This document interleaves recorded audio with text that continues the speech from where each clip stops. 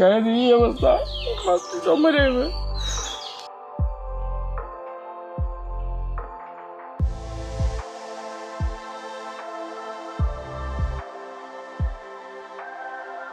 আজকে সকালে আইয়া দেখি যে মাছ সব ব্যবসা গেছে গা, সব ব্যবসা গেছে গা। কি কারণে এমন হয়েছে কিছু বুঝতে পারতেছি না। মাছটি সব মেরে গেছে গা, কমসে কম 40-50 কেজি মাছ হইব, 40-45 হাজার টাকার মাছ আমরা বিক্রি করি প্রতি 70 মাসে জাল বাদ দিয়া। বছরে একবার আমরা মাছ বিক্রি করি, আর এমনি আমরা মাছ টাছ কোনো উড়াই না। ওইটা আমি লোন লইয়া রাখছি গ্রুপেরতে 2 লাখ টাকা।